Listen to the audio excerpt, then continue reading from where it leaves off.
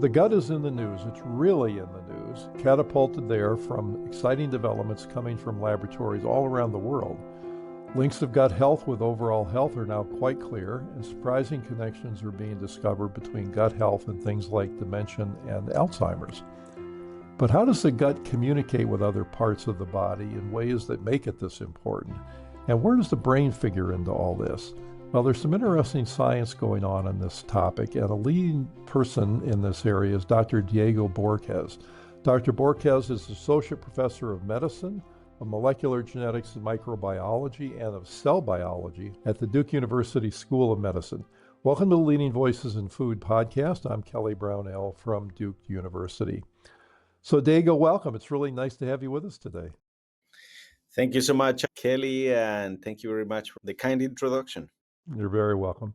Diego, your bio shows that you blend work in nutritional biochemistry, gastrointestinal physiology, and sensory neurobiology.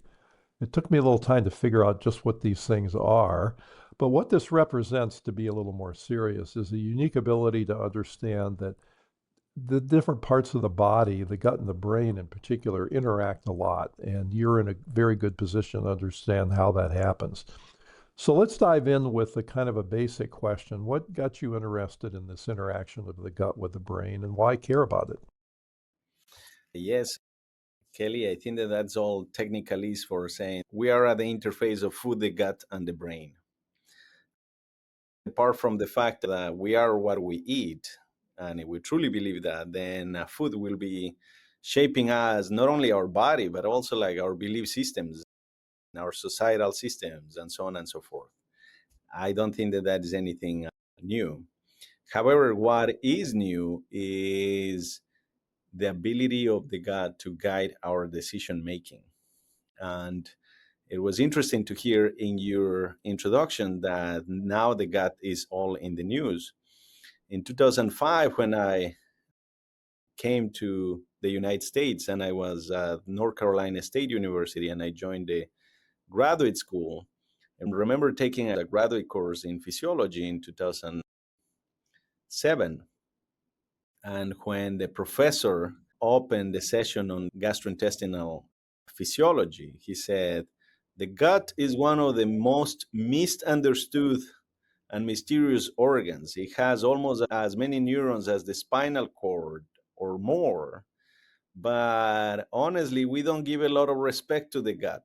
We only think that it does some digestion and absorption, and we judge it more for the value of its products of digestion than what it does for the entire body.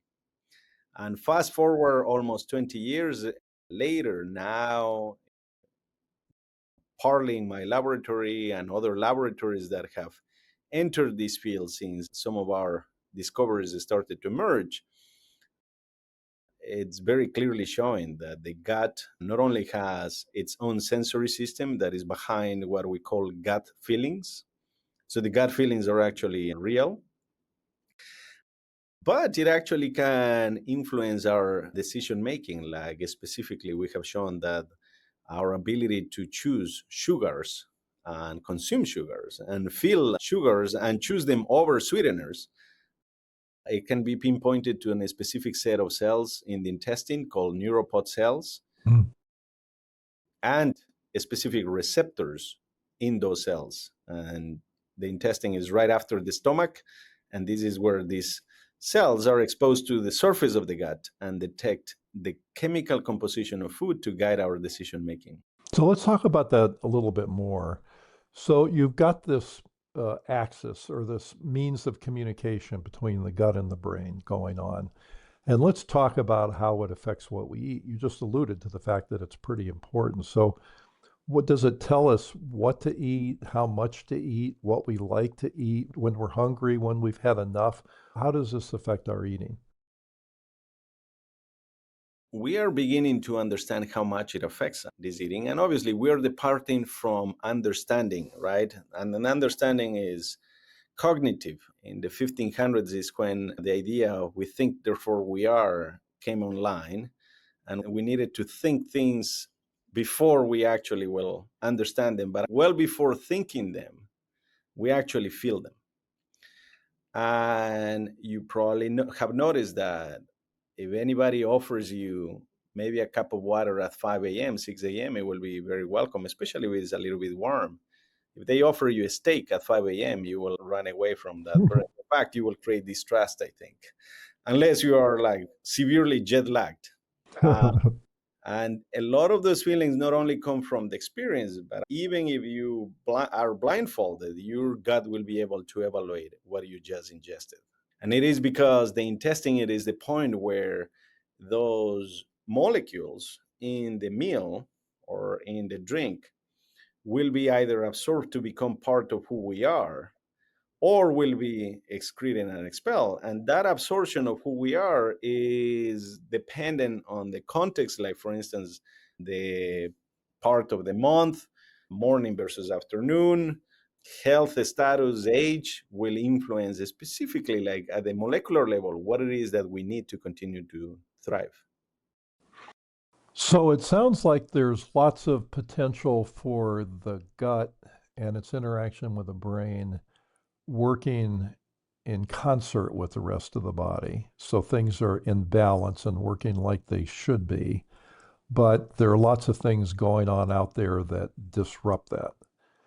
Tell us more about that and how it affects eating. For example, the levels of obesity have risen so much in the past decades. How does the gut figure into that, for example? Could there be environmental things like the microplastics or exposure to toxins like pesticides and things that might be affecting the gut that throws the system off?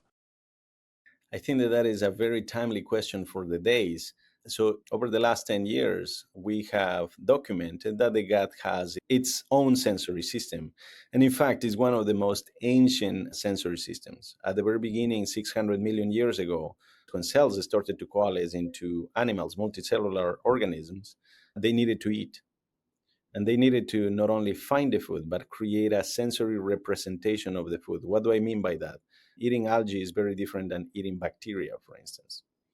And the gut needed to have these sensors to be able to rapidly create first a representation. This is bacteria, and then put out the molecules to digest that bacterium or those bacteria, and then ultimately absorb them, turn them into metabolites, and continue to thrive, right? Perhaps reproduce, coalesce, and so on and so forth. This is a very important concept because our reality, the reality that you and I are having right now, it is guided by our senses. And we have multiple senses. Like, for instance, we're able to communicate partly because of the sound that is going through our ears. And then there are inner hair cells that are picking up those waves, passing that information to the brain, decoding it. And then the brain coalesces with everything else and saying, like, okay, Diego, you're in a podcast. Make sure that you say something hopefully reasonable, right? So what the gut is doing as a true sensory system is also detecting the food that we have ingested, creating a rapid representation. So it's not the reality itself, it is a representation of the reality. Because when we eat an apple, ultimately the gut, what it's doing is creating a representation that was an apple and not an orange. And then telling the brain, look, you're going to get some glucose, some fiber, a little bit of skin, and you may need to adjust it with water, right? And then that will trigger the desire to, oh, maybe I should have also a cup of water. Why does that have to do with the societal issues that we're facing? Since the 1970s, we learned to disentangle the sensory experience of food, not only as humans or scientists, but also that was extrapolated to the society. So if you go and look, and it's not a secret, has been very well documented. For instance, the ability to put artificial sweeteners out there. It has really changed the health landscape. And it was just a normal progression of how it is that we human things. We thought, well, people consume sugars because they're sweet. So if we take out the calorie and we just leave the sweetness, it will be totally fine because it's benign. You're not consuming anything else. However, the gut, you have promised the gut something sweet that it has always, or almost always invariably, been associated with a nutritional value. So then the gut is fed this information that is skewed, and then it has to go and adjust. And we actually have demonstrated that in the laboratory, that when the neuropods detect a non-caloric sweetener, they actually release a different neurotransmitter that communicates to the brain that artificial sweeteners have arrived to the gut, as opposed to glucose, which triggers the release of glutamate. And that glutamate is essential for the organism to know that we have consumed sugar. So is it safe to say then that the body has evolved to be able to have effective signaling and feedback systems with things that are found out there in nature, like sugar or an apple or an orange? But when you start introducing things that don't exist in nature, like the artificial sweeteners, then bad things can happen? Yeah, because imagine if right now your brain will swap the reality and you will transport yourself for the beach. You may not even have the clothing ready to confront the breeze of the beach, right? Or the salt, you would have not been prepared, right? So we evolved around nature because nature was there before us. Therefore, we had gradually adjusted to what nature had to offer. Eventually, we introduced fire and we were able to transform simple or complex carbohydrates into something digestible. And then the body had the ability to adjust to it. And not only the body, but also the microbiota in the gut. And now we're talking about like the transformation of foods. And especially I think in the last 30 years, we have been able to transform those foods. Beverages have sweeteners now. We have energy drinks that have a composition of vitamins and other things. And while those things individually perhaps are not innocuous, we haven't explored what is the conglomerate effect on long-term health. When we talk about these things being added to foods, I mean, there are whole classes of things like colorings and dyes and artificial sweeteners and things. And then there are processing things that go on, like extrusion, and the different things take something like wheat or corn and turn it into something that the body is not accustomed to dealing with. Is the body incapable of perceiving what these things are? Does it send out wrong signals? Why should we be worried about these things? I don't think that we should be worried necessarily because that's alarming, right? But we should be aware, certainly, that the body keeps tabs on it. Mm-hmm. Something very simple. If you rub water on your skin versus if you rub oil on your skin, your brain already starts to perceive that substance as different. Now imagine the gut is going to know exactly the same thing. It knows what is water, it knows what is oil, it knows what is carbs, it knows what is protein. And depending on what it has been fed for thousands of years, it will be able to create that representation, as I alluded to. Mm-hmm. And therefore, if there is a foreign composition, it's going to have to adjust to the situation. And that is how you can end up altering the composition of a regular body. Because, like, for instance, in nature, if you go and look at native populations that live very close to nature, you know, the body composition is in a certain form. But in cities where you're exposed to foods that have been transformed, the body composition is very different. And I'm not talking only about body weight, but also height, shape, you know. That certainly makes sense. You know, something that's been in the news a lot lately are the GLP-1 drugs like Ozempic and Zepbounds, and they have very powerful effects on appetite and satiety and weight regulation. How is the gut-brain axis involved in this? I would like to make a couple of points in there. Sure. The first one is that glucagon-like peptide is obviously, it's very similar to glucagon. Glucagon is produced in the pancreas. Glucagon-like peptide is actually produced in the gut. And it is produced by these neuropod cells that also produce some neurotransmitters. And it is produced in response to specific nutrients like glucose.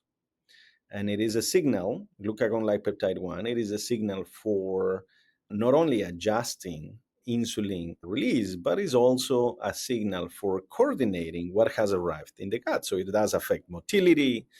Eventually, it is thought that goes into the bloodstream and affects the nervous system. However, and I said it is thought because the brain also produces glucagon-like peptide. There are cells in the skin, there are cells in the urethra, there are cells in the bladder, there are cells in the spinal cord, in the chorial plexus that is exposed to the cerebrospinal fluid, that also produce some of these peptides as signaling molecules. And I have to make that clarification because traditionally it has been thought to be a signal from the gut per se, but these are just signaling molecules. So the second part is that the arrival of Ozempic, I thought that it was obviously a very important step, not only scientifically, but also societally. Why? Because up until 1980s, and I have thought with many colleagues, especially in medicine, and they will say like, when an obese patient will arrive in the office, first of all, there was not a lot of options.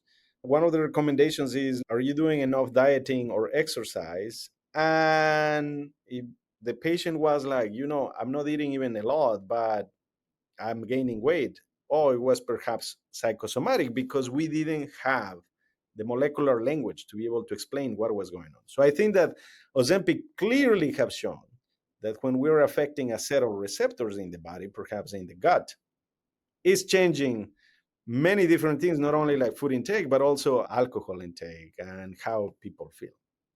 So I think that is definitely a breakthrough. Where are we going from here? I think that this is the beginning of a long conversation in which we are going to be looking for options, not only to reduce the amount of food, but actually to steer food choices from the gut, because the gut is still an external surface. And that's where I've mentioned that the discovery that these neuropod cells can guide our food choices, I think that is very attractive for future options on how we're going to steer decision making. So let me ask a final question. You partly just answered it, but where do you see this field going? What are you excited about? What do you think the next frontiers will be?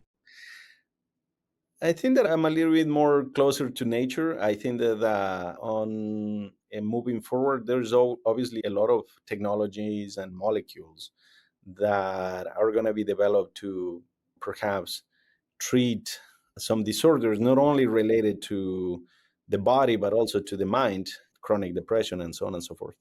But I think a lot of these elements have already been explored in nature. And if we look back anthropologically, people were solving the issue of medicine with their environment. In fact, what we call metropolitan medicine evolved largely from natural medicine. And in fact, today, 80% of the world still relies directly on plants and other compounds that are directly from plants for healthcare. So I think that there is a lot to learn in there and a lot to merge, especially with the new technologies on diagnostics. And I think that that's a very exciting area to keep nature in mind. And when I said nature, is like our relationship with the environment, right? Mm-hmm. I'm really grateful that you could join us today because this is a very rapidly evolving field. And every day it becomes more and more clear how important this work is. And somebody who can understand how all these systems play together or fail to play together when they should be is really, really very important to our well-being. So thank you very much for your good work. And thanks so much for being a guest on our podcast. I appreciate it, Kelly, and thank you for having us. It's a pleasure for me too. So our guest today has been Dr. Diego Bohorquez from Duke University. And thank you to our listeners for being with us. Special thanks to Deborah Hill for her wonderful work in producing this series. This is Kelly Brownell.